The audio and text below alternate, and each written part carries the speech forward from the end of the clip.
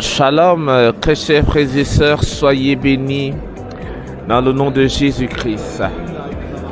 Je fais cette vidéo pour vous présenter un peu Istanbul. Ici, c'est le marché, c'est la place du marché. On vend un peu de tout ici. Pour toi qui n'es jamais venu en Turquie, tu peux regarder les étalages. Tu pourras voir, on vend un peu de tout. La population turque, ils sont en majorité des commerçants, des grands commerçants. Istanbul, c'est une ville où il y a beaucoup de commerce. Voilà. Je vais vous présenter quelques commerces qui est composé de plusieurs boutiques. Vous voyez là, c'est des magasins de bijoux, Grand Bazar à Istanbul. Beaucoup de commerçants qui viennent chercher la marchandise ici, viennent ici à Grand Bazar. On retrouve un peu de tout. On retrouve des vêtements, des chaussures en vente en gros et en détail. Et regardez les marchés, comment ils sont ici. C'est Grand Bazar à Istanbul. Voilà. Voilà. Regardez les bijoux. Les bijoux sont jolis. C'est très beau. C'est une sorte de grand centre commercial où on retrouve un peu de tout ici à Istanbul. C'est important de venir visiter. Si vous voulez faire du commerce, des affaires.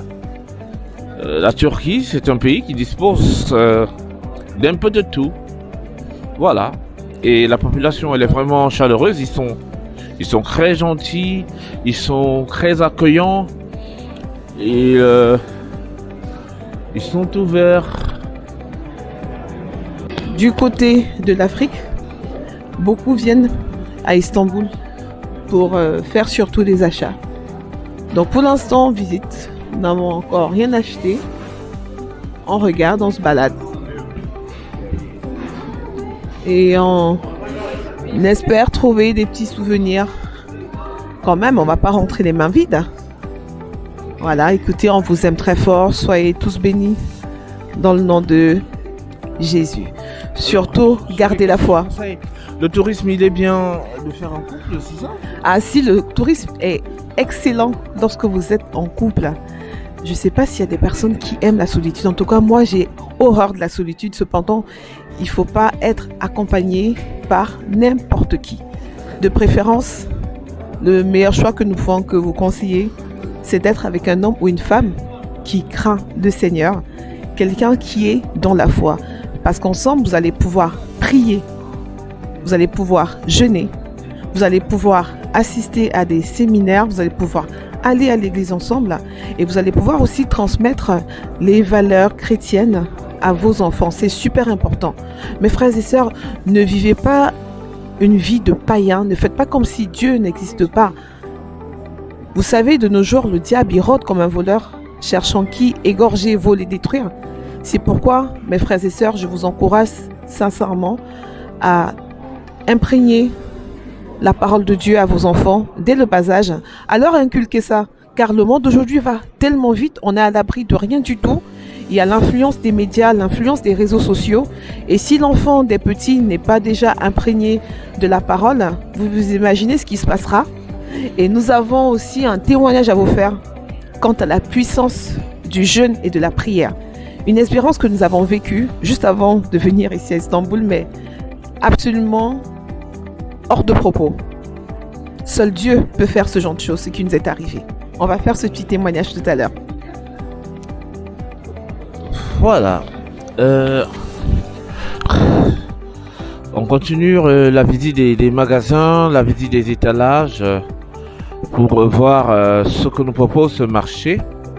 Mais en tout cas, pour toi qui veux venir faire du tourisme à Istanbul, Grand Bazar, c'est une place où vous allez retrouver tout, des sacs de chaussures, des chaussures de marque, des sacs de marque, des bijoux, des colliers, tout ce que vous pouvez vouloir. C'est vraiment un très grand espace où vous pouvez retrouver plein de choses.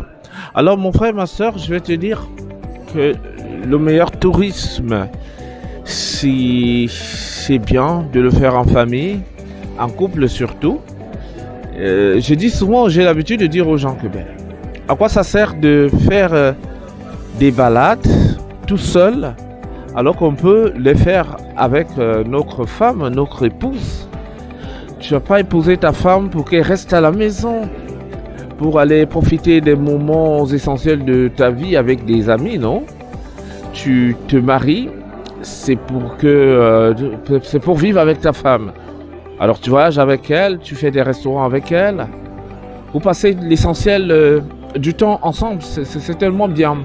Je vois des gens qui vont en vacances sans leur femme, je vois des gens qui s'amusent sans leur femme, des gens qui ont pris leur femme comme étant juste pour faire des enfants, des machines à bébé, c'est tout, qui ne font jamais aucune sortie, c'est pas bien.